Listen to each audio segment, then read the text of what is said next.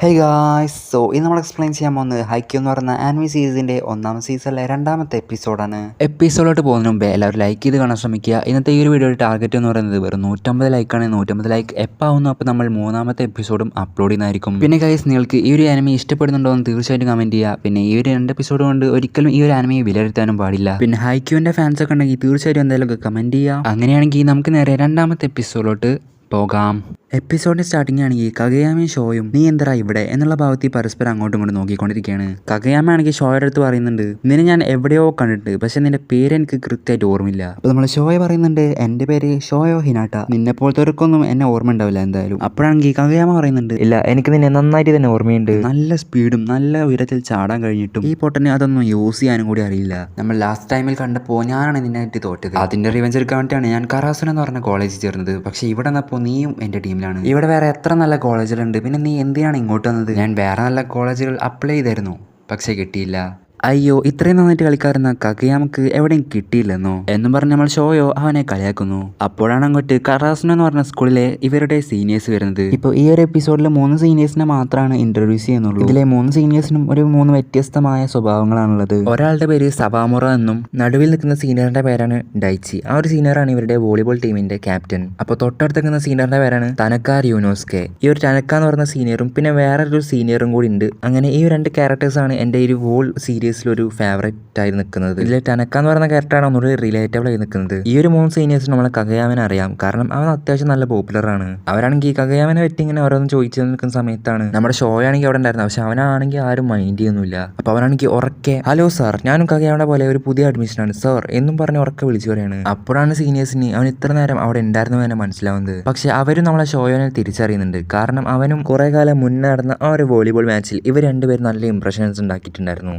തനക്കാണെങ്കിൽ നീ ഇപ്പോഴും ഒരു പൊടിക്ക് വളർന്നിട്ടില്ലല്ലോ എന്ന് പറഞ്ഞ് അവനെ കളിയാക്കുന്നുണ്ട്. അപ്പോൾ ഷോയ പറയുന്നുണ്ട്, ഞാൻ ചെറുതായിരിക്കും, പക്ഷെ എനിക്ക് നല്ല ഉയർത്തി ചാടാൻ കഴിയും, ഞാൻ പണ്ടത്തെ പോലെ അല്ലേ ഇപ്പോൾ, ഞാൻ ഇപ്പോൾ നന്നായിട്ട് ഇമ്പ്രൂവ് ആയിട്ടുണ്ട് എന്നൊക്കെ പറയുന്നുണ്ട്. അപ്പോഴാണെങ്കിൽ കഗയാമ പറയുന്നുണ്ട്, നീ ഇപ്പോഴും ഒട്ടും ഇമ്പ്രൂവ് ആയിട്ടില്ല എന്നൊക്കെ പറഞ്ഞ് അവൻ ആകെ ഡിമോട്ടിവേറ്റ് ചെയ്യാണ്. അപ്പോൾ ഷോയും വിട്ടുകൊടുക്കില്ല, അങ്ങനെയാണെങ്കിൽ നമുക്ക് അന്ന് കാണാം എന്നും പറഞ്ഞ് അവർ രണ്ടുപേരും അവിടെ തല്ലുണ്ടാക്കുകയാണ്. അപ്പോഴാണെങ്കിൽ നമ്മളെ ക്യാപ്റ്റൻ ഡൈച്ചി പറയുന്നുണ്ട്, ഓക്കെ തൽക്കാലം ഇത്ര മതി എന്നൊക്കെ പറഞ്ഞ് സ്റ്റോപ്പ് ചെയ്യാൻ നോക്കുന്നുണ്ടെങ്കിലും കഗയാമ ഷോയാണെങ്കിൽ ഒരു മൈൻഡ് പോലും കൊടുക്കുന്നില്ല.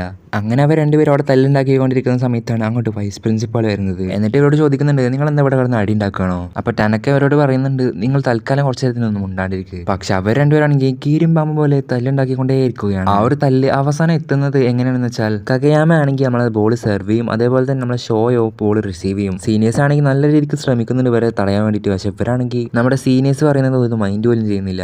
അങ്ങനെ ആ ഒരു വാശിപ്പുറത്ത് നമ്മളെ കഗയാമ ആണെങ്കിൽ ആ ഒരു ബോൾ സെർവ് ചെയ്യാണ്. അതാണെങ്കിൽ ഒരു തോക്കിന്റെ ബുള്ളറ്റ് പോലെ നല്ല സ്പീഡിലാണ് പോകുന്നത്. ആ ഒരു ബോളാണെങ്കിൽ ദേഹത്തോട് തട്ടാതിരിക്കാൻ വേണ്ടി നമ്മളെ ഷോയം ഒഴിഞ്ഞു മാറുന്നുണ്ട്. നീ എന്താ ആളെ കൊല്ലാൻ നോക്കണോ? നിനക്ക് ധൈര്യം ആണെങ്കിൽ ഒന്ന് നല്ലപോലെ ഇടാൻ നോക്ക് എന്നും പറഞ്ഞ് നമ്മൾ ഷോയാണെങ്കിൽ കഗയാമയോട് വീണ്ടും സെർവ് ചെയ്യാൻ പറയാണ്. അപ്പോൾ കഗയാമ ആണെങ്കിൽ വീണ്ടും സെർവ് ചെയ്ത് കൊടുക്കുകയാണ്. പക്ഷേ ഇപ്രാവശ്യം നമ്മളെ ഷോയാണെങ്കിൽ കൃത്യമായിട്ട് അവൻ ആ ഒരു ബോൾ എത്തുന്ന സ്ഥലത്ത് തന്നെ വന്നിട്ട് റിസീവ് ചെയ്യുന്നുണ്ട്. പക്ഷെ പ്രശ്നം വെച്ചാൽ നമ്മളെ ഷോയനാണെങ്കിൽ റിസീവ് ചെയ്യാൻ അറിയില്ല. ആ ഒരു ബോളാണെങ്കിൽ അവനെ കൈമ തട്ടിയതിനു ശേഷം നേരെ പോകുന്നത് അവന്റെ തലയുടെ മേലേക്കാണ്. അവന്റെ തലയുടെ മേലെ തട്ടി അത് നേരെ പോകുന്നത് നമ്മളെ വൈസ് പ്രിൻസിപ്പളിന്റെ മുഖത്തോട്ടാണ്.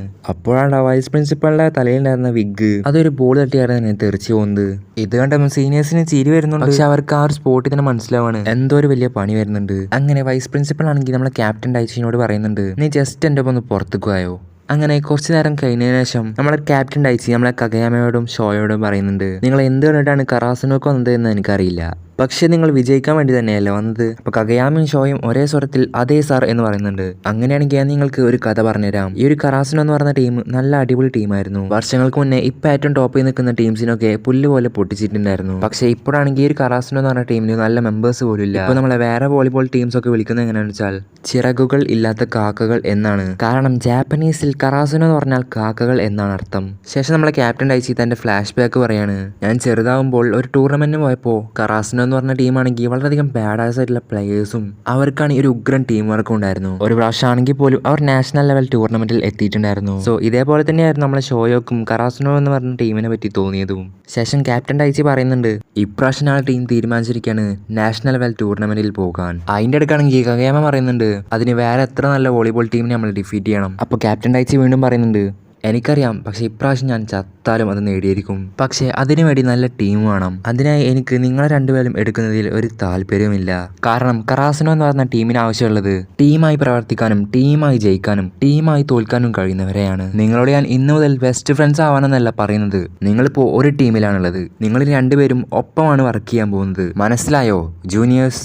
എന്നൊക്കെ പറഞ്ഞ് നമ്മളെ ക്യാപ്റ്റൻ ടൈച്ചിയാണെങ്കിൽ നമ്മൾ കഗയാമി ഷോയനെ ആകെ പേടിപ്പിച്ചിരിക്കുകയാണ്. എന്നിട്ട് അവസാനമായി അവരോട് പറയുന്നത്, ആദ്യം നിങ്ങൾ നല്ലപോലെ ടീമായിട്ട് വർക്ക് ചെയ്യാൻ പഠിക്കുക, അതിനുശേഷം ഇതിനുള്ളിലോട്ട് കയറിയാൽ മതി എന്നും പറഞ്ഞ് അവർക്ക് ഒരു നോട്ടീസ് കൊടുത്തിട്ട് നൈസായിട്ട് വാതിലടക്കാണ്. ഇതേ സമയം ഷോയക്കും കഗയാമക്കും എന്താ അവിടെ നടക്കുന്നതെന്ന കാര്യം ഒരു പിടി കിട്ടുന്നില്ല.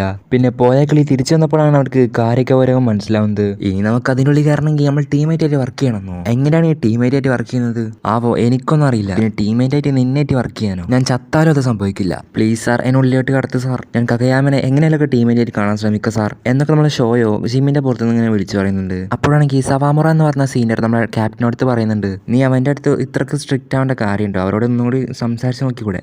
അപ്പോൾ അത് കാരണം തന്നെ നമ്മൾ ക്യാപ്റ്റൻ ആണെങ്കിൽ ഒന്നുകൂടി സംസാരിക്കാൻ തീരുമാനിക്കുകയാണ്. അങ്ങനെ ആ ഒരു വാതിൽ തുറന്നിട്ട് നമ്മൾ കഗയാമോട് ചോദിക്കുകയാണ്, സത്യം മാത്രം പറയണം, സത്യം മാത്രം. നിനക്ക് വോളിബോൾ ടീമായിട്ട് കളിക്കാൻ സാധിക്കുമോ? നിനക്ക് ഷോയനെ ടീമേറ്റായിട്ട് കാണാൻ സാധിക്കുമോ? അപ്പോൾ കഗയാമയാണെങ്കിൽ ഉള്ള സത്യം മൊത്തം വിളിച്ചു പറയാണ്, സോറി സാർ, എനിക്കങ്ങനെ ടീമേറ്റായിട്ട് കാണാൻ സാധിക്കില്ല സാർ. എനിക്ക് ഒറ്റയ്ക്ക് സ്പൈക്ക് ചെയ്യും വേണം, എനിക്ക് ഒറ്റയ്ക്ക് റിസീവ് ചെയ്യും വേണം, എനിക്ക് ഒറ്റയ്ക്ക് സെറ്റ് ചെയ്യും വേണം. സോ അത് കേട്ട് നമ്മളെ ക്യാപ്റ്റൻ സ്വാഭാവികമായിട്ടും ആ ഒരു വാതിലടച്ച് അവരെ വീണ്ടും അവിടെ നിർത്തിയിട്ട് പോവാണ്. ശേഷം നമ്മളെ ഷോയ ചോദിക്കുന്നുണ്ട്, നീ ശരിക്കും പൊട്ടനാണോ അതോ പൊട്ടനായി അഭിനയിക്കുകയാണോ എന്ന്. അങ്ങനെ കുറേ നേരം കഴിഞ്ഞതിന് ശേഷം നമ്മൾ കഗയാമയാണെങ്കിൽ എനിക്കൊരു ഐഡിയ കിട്ടിയിട്ടുണ്ട്, നീ അതുപോലെ എൻ്റെ ഒപ്പം നിന്നാൽ മാത്രം മതി. പ്ലാൻ എന്തെന്ന് വെച്ചാൽ നമ്മൾ സീനിയേഴ്സിനെ 2 vs 2 മാച്ച് നടത്തും. എന്നിട്ട് നമ്മളതിൽ വിജയിക്കുകയാണെങ്കിൽ നമ്മളെ ടീമിലെടുക്കും. ഇത് കേട്ട് നമ്മളെ ഷോയ പറയുന്നുണ്ട്, സീനിയേഴ്സിനേറ്റോ മാച്ചോ? അപ്പോൾ നമ്മൾ തോറ്റുപോയാൽ എന്താ ചെയ്യുക? നമ്മളെ മാച്ച് തോൽക്കില്ല, അത് ഞാൻ ഉറപ്പുവരുത്തിക്കോളാം. അപ്പോഴാണെങ്കിൽ ഇവരുടെ ടീമിൻ്റെ മാനേജറായിട്ടുള്ള കിയോക്കോ എന്ന് പറയുന്ന ഒരു പുതിയ ക്യാരക്ടറിനെ അവിടെ ഇൻട്രൊഡ്യൂസ് ചെയ്യുന്നുണ്ട്. ശേഷം കുറച്ച് നേരം കഴിഞ്ഞപ്പോൾ നമ്മൾ ടനക്ക പറയുന്നുണ്ട്, അവരിപ്പോൾ പറയും, ക്യാപ്റ്റൻ ഞങ്ങൾ 2 vs 2 മാച്ച് കളിക്കാൻ റെഡിയാണ്, ഞങ്ങൾ ജയിച്ചാൽ മാത്രമേ ഞങ്ങൾ ഉള്ളിലോട്ട് കടത്തിയാൽ മതി, ഞങ്ങൾ തോൽക്കുകയാണെങ്കിൽ ഉള്ളിലോട്ട് കടത്തണ്ട എന്നും പറഞ്ഞ് നാക്കെടുത്തിട്ടുള്ളൂ. അപ്പോഴത്തേനും അവർ വിളിച്ച് പറയുന്നുണ്ട്, ക്യാപ്റ്റൻ ഞങ്ങൾ നിങ്ങളെ ഒരു 2 vs 2 മാച്ചിന് ചാലഞ്ച് ചെയ്യുന്നു, കൂടാതെ ഞങ്ങൾക്ക് ഞങ്ങളെ തെറ്റൊക്കെ മനസ്സിലായിട്ടുണ്ട്, ഞങ്ങളിനി ടീമായിട്ട് നിങ്ങളെ തോൽപ്പിക്കാം, എന്നാൽ മാത്രം ഞങ്ങളെ നിങ്ങൾ ഉള്ളിലോട്ട് കയറ്റിയാൽ മതി. അപ്പോഴാണെങ്കിൽ നമ്മളെ ക്യാപ്റ്റൻ അയച്ച് പറയുന്നുണ്ട്, അങ്ങനെയാണെങ്കിൽ നിങ്ങൾ ഞങ്ങളായിട്ട് 2 vs 2 മാച്ച് കളിക്കണ്ട, പുതിയതായിട്ട് വേറെ 2 ജൂനിയേഴ്സ് ഒന്ന് ജോയിൻ ചെയ്യുന്നുണ്ട്, നിങ്ങൾ അവരുമായി 3 vs 3 മാച്ച് കളിച്ചാൽ മതി. തനക്കായിരിക്കും നിങ്ങളുടെ ടീമിൽ 3ാമത്തെ മെമ്പറായിട്ട് ഉണ്ടാവുക. ഇനി നിങ്ങൾ ഈ ഒരു മാച്ച് തോൽക്കുകയാണെങ്കിൽ ആകെ ഒരു പണിഷ്മെന്റ് മാത്രമേ ലഭിക്കുകയുള്ളൂ. അതെന്ന് വെച്ചാൽ ഇനി കഗയാമക്ക് സെറ്ററായിട്ട് കളിക്കാൻ സാധിക്കില്ല, അതാണ് ആകെ ഉള്ള ഒരു പണിഷ്മെന്റ്. ഇത് കേട്ട് നമ്മൾ കഗയാമ ചൂടായിട്ട് പറയുന്നുണ്ട്, ഞാൻ ശരിക്കും ഒരു സെറ്ററാണ്, എനിക്ക് സെറ്ററായിട്ട് കളിക്കാനാണ് ഇഷ്ടമുള്ളത്. അപ്പോൾ ക്യാപ്റ്റൻ അയച്ച് പറയുന്നുണ്ട്, അങ്ങനെയാണെങ്കിൽ നിനക്ക് മാച്ച് ജയിച്ചാൽ മാത്രം പോരെ, മാച്ച് ജയിക്കുകയാണെങ്കിൽ നിനക്ക് സെറ്റർ ആവാലോ എന്നും പറഞ്ഞ് ആ ഒരു വാതിൽ അവിടെ അടക്കുന്നുണ്ട്. അപ്പോൾ കഗയാമക്ക് ഒരുമാതിരി ദേഷ്യം വരികയാണ്. അത് ആശ്വസിപ്പിക്കാൻ വേണ്ടി നമ്മളെ ഷോയ പറയുന്നുണ്ട്, സെറ്റർ ആയില്ലെങ്കിലും എന്താണ് ഇപ്പോൾ കുഴപ്പം, നിനക്കൊരു സ്പൈക്കർ ആയിക്കൂടെ? സ്പൈക്കേഴ്സിനാണ് അവരുടെ പിച്ചിലേക്ക് ബോൾ ഷൂട്ട് ചെയ്തിട്ട് പോയിന്റ് ഒക്കെ നേടാൻ കഴിയുകയുള്ളൂ. ഇത് കേട്ടതും കഗയാമക്ക് ആകെ ദേഷ്യം വരികയാണ്. എന്നിട്ട് അവനോട് പറയുന്നുണ്ട്, സെറ്ററാണ് ഏറ്റവും കൂളസ്റ്റ് ആയിട്ടുള്ള പൊസിഷൻ, സെറ്ററിനാണ് കളി നിയന്ത്രിക്കാനും സാധിക്കുക, നിനക്കൊക്കെ ബോൾ സ്പൈക്ക് ചെയ്യാൻ വേണ്ടിയിട്ട് ബോൾ എത്തിച്ചേരുന്നത് സെറ്ററിന്റെ പണിയല്ലേ എന്നൊക്കെ പറയുന്നത് നമ്മളെ കഗയാമ ഷോയിന്റെ അടുത്താകെ ചൂടാവുന്നുണ്ട്. അപ്പോൾ ഷോയ പറയുന്നുണ്ട്, പക്ഷേ സെറ്റേഴ്സ് എല്ലാ പണിയെടുത്തിട്ടും അവർക്ക് കിട്ടേണ്ട ഒരു അംഗീകാരം അവർക്ക് ലഭിക്കുന്നില്ലല്ലോ, ഇതുകൊണ്ടൊക്കെ തന്നെയാണ് ഞാൻ സ്പൈക്കർ ആയതും എനിക്ക് സെറ്റർ ആവാൻ താല്പര്യമില്ലാത്തതും. നീ സെറ്റേഴ്സിനെ ഇഷ്ടപ്പെടാതിരിക്കുക എന്താ ചെയ്തോ, എനിക്കൊരു ചുക്കൂല, എനിക്കൊരു സെറ്റർ ആയാൽ മതി, പക്ഷെ അതിന് നാളെ നമ്മൾ ജയിക്കണ്ടേ? ക്യാപ്റ്റൻ അയച്ച് പറഞ്ഞത്, നമുക്കെതിരെ വേറെ 2 ജൂനിയേഴ്സ് അല്ലേ വരുന്നതെന്ന്, മിക്കവാറും 6 ജൂനിയേഴ്സ് പൊട്ടന്മാരായിരിക്കും, അങ്ങനെയാണെങ്കിൽ നമുക്ക് ഈസി ആയിട്ട് തന്നെ കളി ജയിക്കാം. പക്ഷെ നമ്മളാണെങ്കിൽ ഇന്നലെ നല്ലപോലെ ഒന്ന് പ്രാക്ടീസ് ചെയ്തിട്ടും കൂടിയില്ല, ഒന്ന് പ്രാക്ടീസ് ചെയ്യാൻ കൂടി നമുക്ക് ജിമ്മിക്ക് ഇനി കയറാൻ സാധിക്കില്ല. അപ്പോഴാണ് ഇവരുടെ ഈ സംസാരമൊക്കെ കേട്ടുകൊണ്ടിരുന്ന നമ്മളെ ടനക്ക നാളെ രാവിലെ 5 മണിക്ക് തന്നെ ഇങ്ങോട്ട് എത്തിക്കണം എന്ന് ഇവരുടെ അടുത്ത് മാത്രമായിട്ട് സ്വകാര്യമായിട്ട് പറയുന്നുണ്ട്. ഇത് കേട്ട് നമ്മളെ കഗയാമി ഹിനാട്ടി ആണെങ്കിൽ അവിടെ നിന്ന് പോകുന്നുണ്ട്. ശേഷം രാവിലെ 5 മണിയായപ്പോൾ നമ്മുടെ ജിമ്മിന്റെ അടുത്തേക്ക് ഷോയും കഗയാമൊക്കെ വന്നിട്ടുണ്ടായിരുന്നു. പക്ഷെ അവിടേക്ക് നമ്മളെ ടനക്ക വന്നിട്ടുണ്ടാവില്ല. കുറച്ച് കഴിഞ്ഞപ്പോഴാണെങ്കിൽ ടനക്കയും വരുന്നുണ്ട്. എന്നിട്ട് ഇവർക്ക് ഈ ഒരു ജിമ്മിന്റെ കീ കൊടുക്കുന്നുണ്ട്. പക്ഷെ അവിടെ എത്തിയപ്പോഴാണ് ടനക്ക പറയുന്നത്, നിങ്ങൾക്ക് ഈ ഒരു കീ കിട്ടണമെന്നുണ്ടെങ്കിൽ എന്നെ സാർ എന്ന് വിളിക്കണം. അപ്പോഴാണെങ്കിൽ ഷോയും കഗയാമിയും യെസ് സാർ, ടനക്ക സാർ എന്നൊക്കെ നമ്മളെ ടനക്കയെ വിളിച്ചിട്ട് പൊക്കി പറയുന്നുണ്ട്. അങ്ങനെ ഇവർ രണ്ടുപേരും ഈ ഒരു ജിമ്മിന്റെ ഉള്ളിലോട്ട് കയറിയിട്ട് പ്രാക്ടീസ് ചെയ്യാൻ വേണ്ടി ഇങ്ങനെ റെഡി ആയി നിൽക്കുന്നതോടുകൂടി ഈ ഒരു 2ാമത്തെ എപ്പിസോഡും അവസാനിക്കുകയാണ്. എപ്പിസോഡ് കണ്ടതിന് ശേഷം നിങ്ങൾക്ക് ഈ ഒരു എപ്പിസോഡ് ഇഷ്ടപ്പെടുകയാണെങ്കിലും പിന്നെ നിങ്ങൾക്ക് എന്തെങ്കിലുമൊക്കെ മനസ്സിലാവാത്ത കാര്യങ്ങളുണ്ടെങ്കിലും തീർച്ചയായിട്ടും അത് കമൻറ്റ് ചെയ്യുക. പിന്നെ 3ാമത്തെ എപ്പിസോഡിലാണെങ്കിൽ ഇവർക്ക് ഈ ഒരു കറാസിനോ എന്ന് പറഞ്ഞ ടീമിലേക്ക് ജോയിൻ ആവാൻ പറ്റുമോ ഇല്ലയോ എന്ന് തീരുമാനിക്കുന്ന ഒരു മാച്ച് നടക്കുന്നുണ്ട്. അത് കാരണം തന്നെ 3ാമത്തെ എപ്പിസോഡിന് എല്ലാവരും എക്സൈറ്റഡ് ആയിരിക്കുക. അപ്പോൾ അടുത്ത എപ്പിസോഡിൽ കാണാം. അതുവരേക്കും ബൈ.